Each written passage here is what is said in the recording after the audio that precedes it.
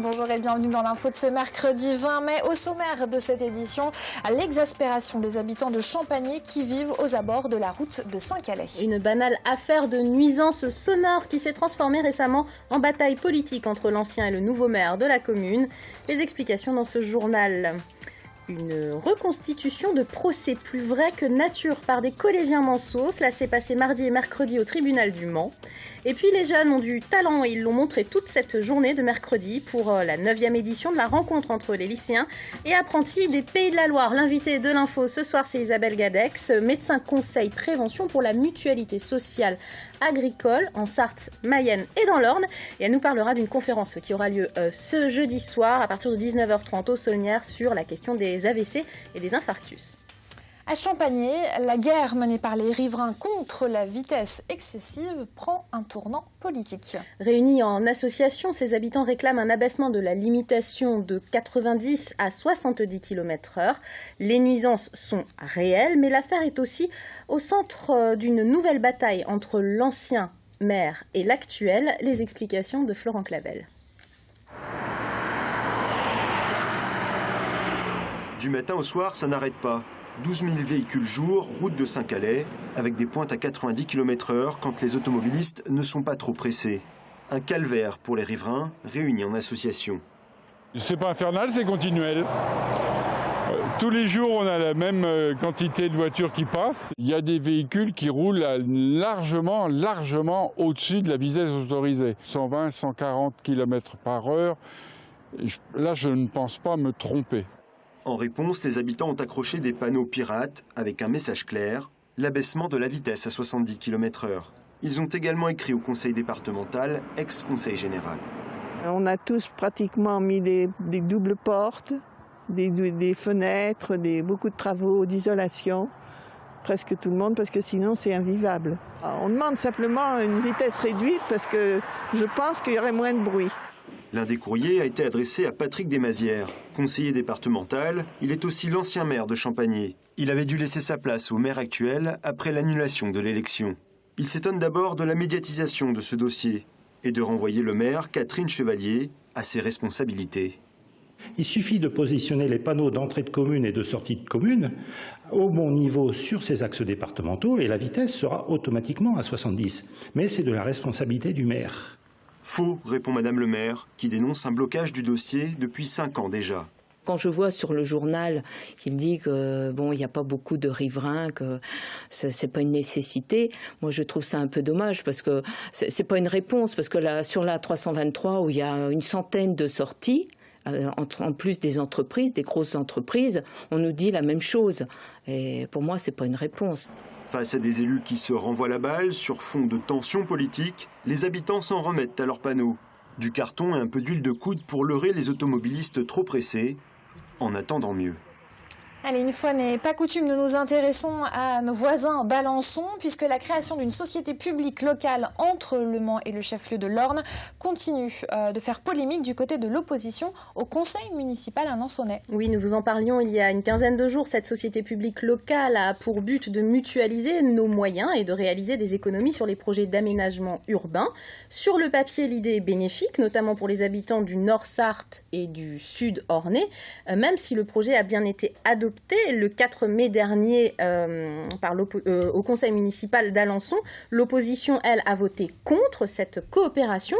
Bertrand Degnaud, chef de file UMP de cette opposition, déclare à nos confrères de Radio Tendance Ouest, je cite, « Si Alençon se met à regarder ailleurs, nous allons tout perdre et aucun élan ne sera possible. » Autrement dit, ils craignent qu'Alençon ne pâtisse de ce projet et qu'il ralentisse le développement de la ville. La constitution de cette société publique locale est prévue en août prochain. Il est l'heure à présent d'accueillir l'invité de l'info. Isabelle Gadex, bonsoir. Bonsoir. Alors vous êtes médecin conseil prévention pour la mutualité sociale agricole en Sarthe, en Mayenne et dans l'Orne. Et vous nous présentez une conférence qui aura lieu ce jeudi soir. Alors à 20h, mais il faut venir à partir de 19h30, salle des Saulnières, c'est 239 avenue du Rhin et Danube au Mans, sur la question des AVC et des infarctus. Alors pourquoi une telle conférence ? Alors, l'objectif de cette conférence, c'est en fait de faire connaître un certain nombre de choses autour des accidents vasculaires cérébraux et de l'infarctus du myocarde, en sachant que le message, c'est de dire qu'il y a des choses à faire avant, pendant pour que ça se passe le mieux possible après, en fait. C'est organisé par la ville du Mans, principalement.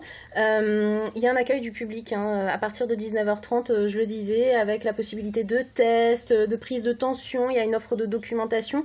Tout ça, c'est pour montrer qu'on est tous des malades en puissance, finalement, qu'on est peut-être des malades qui s'ignorent, c'est ça ? Oui, enfin bon, c'est bien de s'ignorer aussi, mais c'est aussi bien de prévoir un peu ce qui peut arriver, puisqu'il y a un certain nombre de choses qu'on peut mettre en place. Alors oui, c'est organisé par la ville du Mans en collaboration avec l'hôpital du Mans, la filière accident vasculaire et la CPAM et la mutualité sociale agricole, du coup. Et l'idée, c'est aussi d'avoir la bonne réaction au moment où l'incident ou l'accident se produit. C'est-à-dire que là, les choses commencent à être bien organisées au niveau de la Sarthe. Ça l'était déjà pour l'infarctus du myocarde et ça l'est beaucoup plus récemment pour tout ce qui est accident vasculaire cérébral, donc de troubles neurologiques, où en fait, une prise en charge précoce permet un soin beaucoup plus adapté, rapide et en fait diminue les séquelles potentielles. Et au Mans, on est bien équipé pour soigner ce type de pathologie ? Ça y est, c'est fait. L'unité neurovasculaire existe, donc avec une organisation spécifique et une filière dite spécifique pour ce genre de choses. Alors une filière, justement, les principaux acteurs, en tout cas les chefs, ce sont le docteur Legout, neurologue au centre hospitalier du Mans, qui sera à cette soirée, justement, à cette conférence, le docteur Rosac, qui est cardiologue également, au centre hospitalier du Mans. Vous-même, vous êtes sur l'aspect prévention, forcément, on ne le dit jamais assez, il faut faire quoi concrètement pour Alors concrètement, déjà il faut se connaître, c'est-à-dire qu'il faut savoir si on est à risque ou pas, en sachant qu'il y a un certain nombre de facteurs de risque qui vont apparaître au fil de la vie, c'est-à-dire qu'on n'a pas le même risque à 30 ans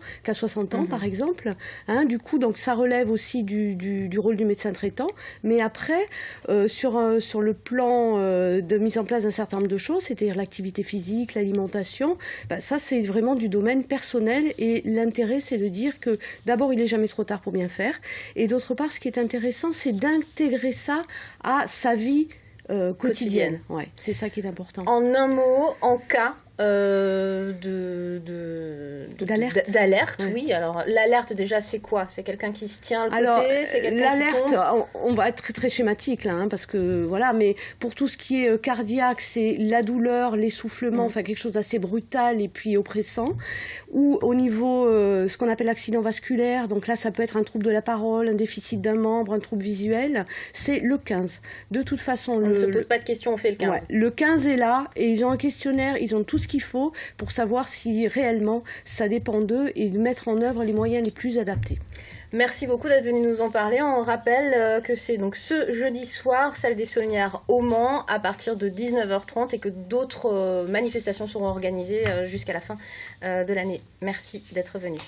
Comment comprendre les rouages de la justice française ? Eh bien, 3 collèges du Mans ont choisi de la mettre en pratique. Pendant 2 jours, les 4e des collèges Alain Fournier, Anne Frank et Costa Gavras ont reconstitué de véritables procès en correctionnel. Cela se passe salle des assises, au tribunal du Mans. Un projet pédagogique plus vrai que nature, comme nous avons pu le constater ce mardi avec les élèves d'Anne Frank. Sur le banc des parties civiles, la victime et son avocat. À 14 ans à peine, ils ont bien compris qu'un tribunal est aussi un lieu théâtral.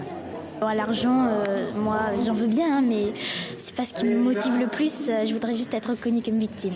Oh, je le sens bien, faut pas stresser, c'est pas la peine, ça sert pas à grand chose.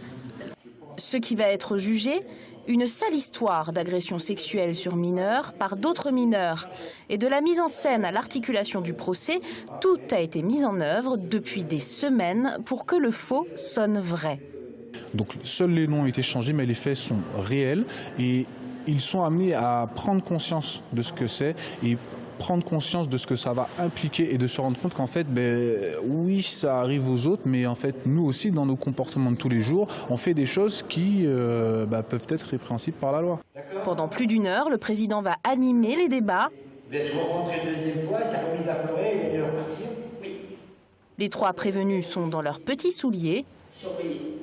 Experts, psychologues et autres éducateurs défilent devant cette cour fictive.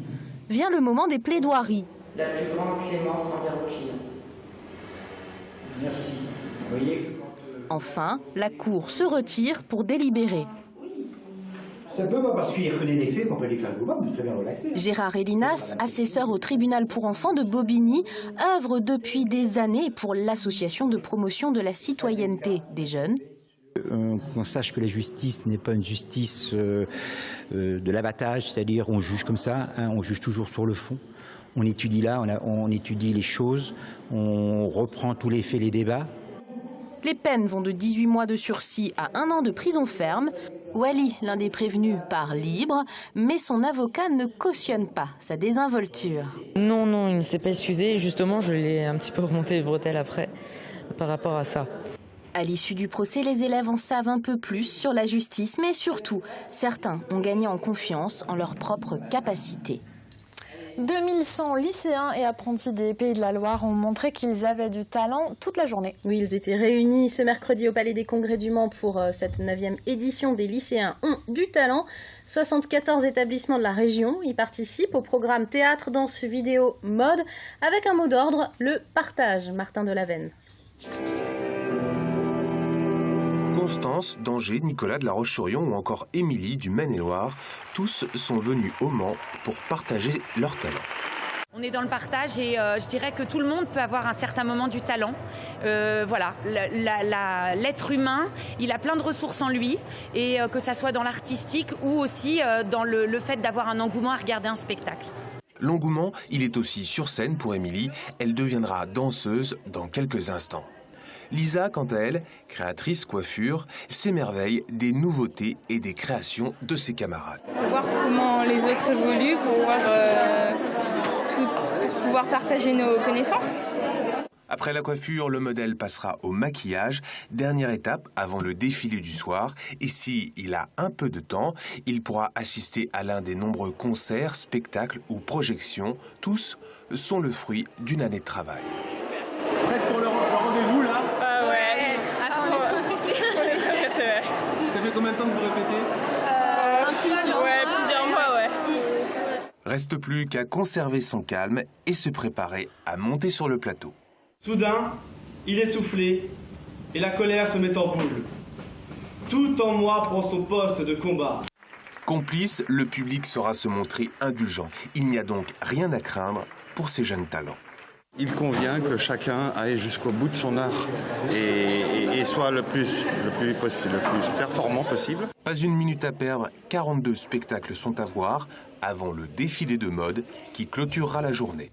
C'est la fin de ce journal, mais restez avec nous après une page de pub et la météo. Nous retrouverons l'actualité vue par les médias.